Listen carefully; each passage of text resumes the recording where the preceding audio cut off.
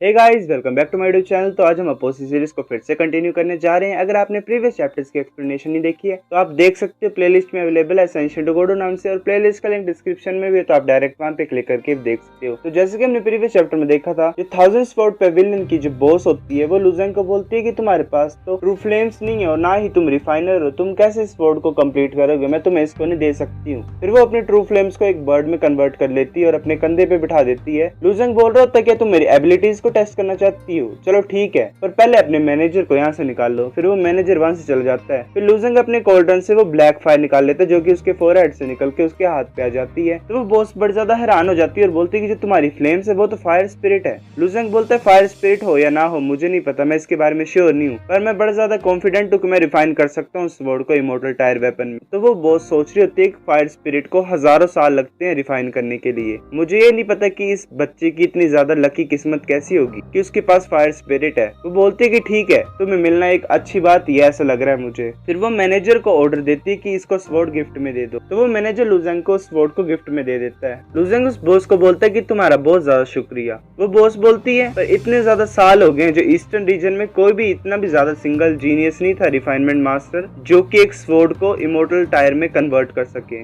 तुम किस्मत से ही अपनी स्वॉर्ड को रिफाइन नहीं कर सकती हो, तुम्हें मेहनत भी करनी पड़ेगी। मैंने तुम्हें स्वॉर्ड गिफ्ट तो कर दी है, पर मुझे नहीं लगता कि तुम इसको रिफाइन कर पाओगे, और ये बेस्ट चॉइस भी नहीं थी कि एक जो बच्चे को मैं इस स्वॉर्ड को दे दूं जो कि रिफाइनमेंट मास्टर भी नहीं है। फिर लुजेंग वहां से चला जाता है। मैनेजर बोल रहा होता है बॉस को कि ऐसा करने से तुमने जो है ओरिजिनल रूल्स है उनको वायलेट कर दिया है। तो बॉस बोलती है कि रूल्स, इतना ज्यादा टाइम हो गया है, इतने ज्यादा जीनियस है वो यहाँ पे अपेयर हुए थे, पर जो मेरी फोरसाइट है वो मुझसे झूठ नहीं बोल सकती। मुझे ऐसा लग रहा है कि इस बच्चे में कुछ खास है, मुझे ऐसी फीलिंग आ रही है, और मुझे ऐसा ही लग रहा है कि क्योंकि इंसेक्ट इसे कुछ ज्यादा समय तक नहीं रोक के रख पाएगा। लुजेंग सोच रहा होता है कि इस वुमेन के पास जो चिडोजी की विल है, मतलब लास्ट वर्ड है, जो कि उसने अपनी पूरी जिंदगी लगा के बनाई थी मरने से पहले। मैं ये सोचता हूँ कि इस लड़की का बैकग्राउंड क्या होगा, ये कहाँ से होगी। मैं पक्का सक्सेसफुली इस वर्ड को रिफाइन करना चाहता हूँ ताकि जो एंसेस्टर चिडोजी थी उनकी स्पिरिट जो है वो स्वर्ग में शांति से रह सके। फिर हमें इमर्सिंग फ्लेम पीक का सीन दिखाया जाता है। तो एक डिस्पल लुजेंग को बोल रहा होता है कि हमारा 17th इंस्टीट्यूट जो है वो रिफाइन कर रहा है, जो स्ट्रेंजर्स है वो यहाँ पे अभी अलाउड नहीं है। तो लुजेंग बोलता है कि मुझे जो है वो तुम्हारा रिफाइनिंग फर्नेस चाहिए यूज करने के लिए। तो वो डिस्पल बोलता है कि हम बड़े ज्यादा इंपॉर्टेंट स्टेज पे हैं अभी अपने कंप्लीट करने के लिए प्रोडक्ट। आउटर सेक्ट के डिस्पल्स यहाँ पे अलाउड नहीं है, तो जल्दी से यहाँ से भाग जाओ। तो उस फर्नेस में कुछ होता है और डिस्पल बोल रहा होता है कि अब क्या हो गया यहाँ पे मार्शल ब्रदर, जल्दी जाओ, जो ट्रू फ्लेम्स है वो आउट ऑफ कंट्रोल जा रही है,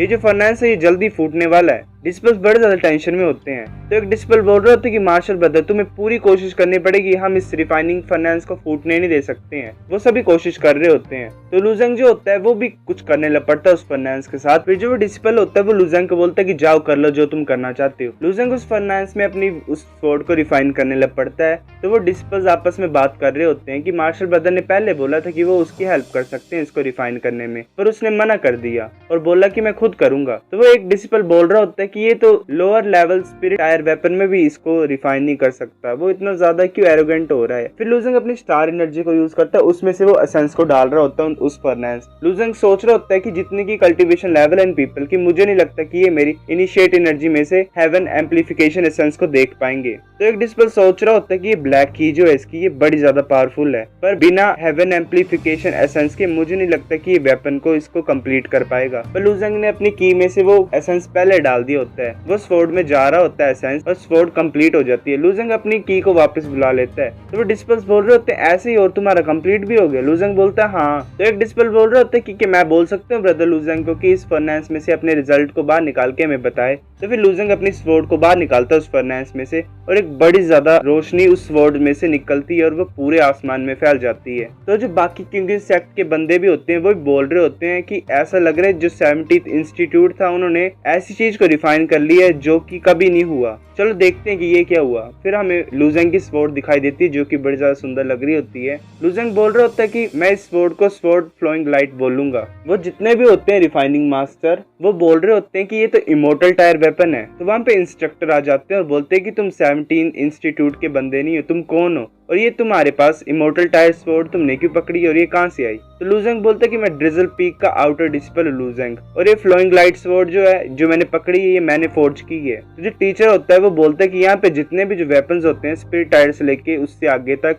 उस सभी को इमर्सिंग फ्लेम पीक पे रिकॉर्ड करना पड़ता है, चलो मेरे साथ। तो वो लूजेंग को एक जगह ले जाते हैं और बोलते हैं कि पहले हमें तुम पूरी डिटेल्स बताओ कि तुमने अपने वेपन को कैसे फोर्ज किया है। लूजेंग बोलता है कि जो वेपन है उसको रिकॉर्ड करना तो ठीक है पर मैं तुम्हें फोर्जिंग मेथड को नहीं बता सकता हूँ। तो वो इंस्ट्रक्टर होता है वो अपने हाथ पे फायर ले आता है और बोलता है कि अगर तुम हमें नहीं बताओगे तो मुझे लगता है कि हमें तुम्हें यहाँ पे मारना पड़ेगा, तुम यहाँ से इमर्सिंग फ्लेम पीक से नहीं भाग सकते हो। लूजेंग अपनी स्वॉर्ड को निकाल के बोल रहे होते हैं कि तुम 2 टीचर्स हो और 7th लेयर ऑफ स्काई रेलम में हो, तुम्हें नहीं डर लगता क्या? तुम मुझे नहीं रोक सकते हो, मुझे तुमसे कोई डर नहीं लगता, पर तुम ऐसा कैसे कर सकते हो? तो एक इंस्ट्रक्टर बोलता है हंसते हुए कि तुम्हारी जो कल्टीवेशन है वो सिर्फ फर्स्ट लेयर है स्काई रेलम में और तुम्हारे पास इतनी हिम्मत है कि तुम हमें नीचे दिखाओ। फिर लूजेंग अपनी स्वॉर्ड को कोट कर लेता है और बोलता है कि मुझे बिलीव नहीं हो रहा कि इतना ज्यादा महान क्यूंगिन सेक्ट के जो टीचर्स हैं वो ही ऐसा कर रहे हैं और चोरों की तरह हरकतें कर रहे हैं। तो वो इंस्ट्रक्टर होता है वो लूजेंग की तरफ अटैक कर रहा होता है। तो लूजेंग एक सिंपल सा अटैक करता है और उससे जो होता है वो इंस्ट्रक्टर का अटैक पूरी तरह से कैंसिल हो जाता है। तो एक इंस्ट्रक्टर दूसरे इंस्ट्रक्टर को बोल रहा होता है कि जियान मिन, इसको कोई भी दया दिखाने की कोई जरूरत नहीं है। वो दोनों अपने वेपन्स को निकाल लेते हैं और लूजेंग से लड़ने लग पड़ते हैं। लूजेंग भी अपने वेपन को निकाल लेता है। वो दोनों लूजेंग की तरफ आ रहे होते हैं अपने वेपन्स को लेके और अटैक करते हैं। एक अटैक करता है पर्पल ड्रैगन मून पियर्सर और दूसरा अटैक करता है फियर्स पैंथम स्काई डिवोवरर। तो लूजेंग उन्हें बड़ी आसानी से डोज कर लेता है और फिर वो अपनी स्वॉर्ड से एक इंस्ट्रक्टर के अटैक को चेंज कर देता है उसकी पोजीशन को। लूजेंग सिंपल इस स्वॉर्ड के अटैक यूज कर रहा होता है पर वो इंस्ट्रक्टर्स को हरा देता है और एक इंस्ट्रक्टर के तो हाथ से अपनी स्वॉर्ड को पार कर लेता है और बिल्कुल ही उसके सिर के पास आके रोकता है, बिल्कुल उसके आईज के पास आके। तो वो इंस्ट्रक्टर हैरान हो जाता है और सोच रहा होता है कि ये स्वॉर्ड ये क्यों रुक गई, इसने क्यों रोक ली। फिर जो दूसरा इंस्ट्रक्टर होता है वो लूजेंग की तरफ अटैक कर देता है स्क्रीमिंग गोस्ट स्लैश। फिर जो उसका स्वॉर्ड हो रहा होता है वो बिल्कुल गोस्ट की तरह कवर हो जाता है पर लूजेंग उसे बड़ी आसानी से रोक लेता है। वो इंस्ट्रक्टर चिल्ला रहे होते हैं तो लूजेंग बोल रहा होता है उस इंस्ट्रक्टर को कि मैं तुम्हारी जान को छोड़ दिया और उसकी को भी छोड़ दिया पर तुम ऐसा अभी भी ऐसा सोच रहे हो कि तुम मुझे हरा सकते हो। मैंने तुम्हारी जिंदगी को इसलिए छोड़ दिया कि क्योंकि तुम्हारी जो आइडेंटिटी है वो टीचर्स की है क्योंकि इन सेक्ट में मैं अभी भी कल्टीवेट करना चाहता हूँ इस सेक्ट में, इसलिए मैं तुम्हारे ऊपर अटैक नहीं कर सकता हूँ। पर तुम्हें इस मैटर के बारे में चुप रहना पड़ेगा और किसी को नहीं बताना पड़ेगा। अगर तुमने ऐसा किया तो तुम्हें पता ही है तुम्हारे साथ क्या होगा। फिर वो दोनों इंस्ट्रक्टर बोलते हैं कि हम कसम खाते हैं हम किसी को भी नहीं बताएंगे। फिर लूजेंग वहां से लीव कर जाता है। फिर हमें सीन दिखाया जाता है 7 स्टार स्वॉर्ड लाइट प्लेटफॉर्म का। फिर लूजेंग सोच रहा होता है कि जो हेवन एम्पलीफिकेशन एसेंस था वो 2,50,000 क्रिस्टल्स में बिका है। ब्रदर वूजियान की हेल्प से मुझे अब चिंता करने की कोई जरूरत नहीं है। जो कल्टीवेशन रिसोर्सेज हैं जो मुझे चाहिए होंगे फ्यूचर में उनके लिए। तो लूजेंग काउंटर के पास जाता है और बोलता है कि मैं रिजर्वेशन करना चाहता हूँ 7 स्टार स्वॉर्ड लाइट प्लेटफॉर्म में, तो मुझे कितने ज्यादा क्रिस्टल देने पड़ेंगे। तो वो काउंटर वाला बंदा बोलता है कि तुम्हें स्वॉर्ड लाइट प्लेटफॉर्म में जो होती है वो रिजर्वेशन नहीं होती है, तुम्हें इसके लिए लाइन में लगना पड़ेगा। और वो बोलता है कि अब तुम जा सकते हो। फिर लूजेंग देखते तो वो जो लाइन होती है वो बहुत ज्यादा बड़ी होती है। लूजेंग सोच रहा होता है कि ये ऐसे कैसे हो सकता है। फिर लूजेंग लाइन में पीछे जाके लग जाता है और एक डिसिपल को पूछता है कि एक्सक्यूज मी सर, यहाँ पे इतने ज्यादा कम बंदे क्यों है लाइन। तो फिर हमें पता लगता है लूजेंग ऐसी लाइन में लगा होता है वहाँ पे ज्यादा ही कम डिसिपल्स होते हैं। तो वो डिसिपल बोलते हैं कि तुम नहीं देख रहे हो कि दूसरी साइड जो डिसिपल्स है उनकी स्ट्रेंथ, इस साइड के जो डिसिपल्स है वो 8th लेवल या फिर उससे भी ज्यादा वाले प्लेटफॉर्म में जा सकते हैं स्वॉर्ड प्लेटफॉर्म में। अगर तुम्हारे पास स्ट्रेंथ नहीं है तो तुम्हें भी दूसरी लाइन में चले जाना चाहिए। तो लूजेंग नहीं जाता और वो एंटर करने लग पड़ते हैं। फिर बोल रहा होता है लूजेंग को कि ये जो स्वॉर्ड प्लेटफॉर्म है ये सिर्फ इल्यूजन ही नहीं दिखाता है तुम्हें, ये तुम्हें इंजर भी कर सकता है और मार भी सकता है। तुम्हें ये पता है ना मैं जो हूँ वो 8th लेयर में हूँ स्काई रेलम में और मुझे भी बड़ी ज्यादा प्रॉब्लम्स होती हैं और बड़ी ज्यादा सिरदर्द होती है इस 8th लेयर में जाने से। लूजेंग बोल रहा होता है कि मैं फिर भी ट्राई करना चाहता हूँ, मैं बस तुम्हें फॉलो करूंगा और जो 8th लेवल है उसमें चला जाऊंगा। फिर जो लूजेंग और उस डिसिपल के अराउंड जो होता है एटमॉस्फेयर वो चेंज होने लगता है और धुंध छाने लग पड़ती है। जो डिसिपल होता है उसने स्वॉर्ड पकड़ी होती है और वो बोल रहा होता है कि ये जो स्वॉर्ड है ये इल्यूमिनेटिंग ड्रैगन है और ये middle grade spirit tyre weapon है। तो गाइस अगर आपको पता नहीं होगा तो स्पिरिट ग्रेड वही था लिंक टायर और लूजेंग का शरीर भी अभी लिंक टायर मिडिल ग्रेड में है, तो मतलब सेम एज इस स्वॉर्ड की तरह। तो लूजेंग बोलता है कि ये स्वॉर्ड बड़ी ज्यादा ब्यूटीफुल है पर तुम्हें पता है कि इस स्वॉर्ड प्लेटफॉर्म में हम कल्टीवेट कैसे कर सकते हैं। तो वो डिसिपल बोलता है लूजेंग को कि क्या तुम इन बॉल्स में इमेजेस देख सकते हो, जब भी इल्यूजन फॉर्मेशन एक्टिवेट होगी ना तो एनर्जी रेज जो होंगी वो रिलीज होंगी स्पिरिट स्टोन्स में से जो कि स्टोर है कहीं पे, और जो रेज होंगी वो डायरेक्टली इन क्रिस्टल बॉल्स में जाके लगेंगी और तुम्हें उस अटैक को डिफ्लेक्ट करना पड़ेगा अपनी स्वॉर्ड से और इस क्रिस्टल बॉल से बजने से रोकना पड़ेगा। पर अगर तुम्हारी जो स्वॉर्ड है वो बेकार सी क्वालिटी की होगी पर मुझे डर है कि तुम एक सिंगल एनर्जी रे को भी डिफ्लेक्ट नहीं कर सकते अपनी स्वॉर्ड से और तुम्हारी स्वॉर्ड टूट जाएगी, तो तुम्हें जल्दी से अपनी स्वॉर्ड को निकाल लेना चाहिए। तो लूजेंग अपनी स्वॉर्ड को निकाल लेता है और वो डिसिपल बड़ा ही ज्यादा हैरान हो जाता है। वो बोलता है कि तुम्हारे पास इमोर्टल टायर वेपन है। पर तभी वो रेज होती है स्पिरिट स्टोन में से, वो लूजंग और उसकी तरफ आ रही होती है। लूजंग बोलता है ये स्टार्ट हो रहा है, तो डिस्पेल बोल रहा होता है एक सेकंड लेयर का स्काई रेलम का कल्टीवेटर जिसके पास इमोर्टल टायर स्वॉर्ड है। मैं तुम्हें ये पक्का ही बता दूंगा कि स्वॉर्ड ही सब कुछ नहीं होती है, एक जो विल्डर होता है, जो स्वॉर्ड को चलाने वाला होता है, वो भी मैटर करता है। फिर वो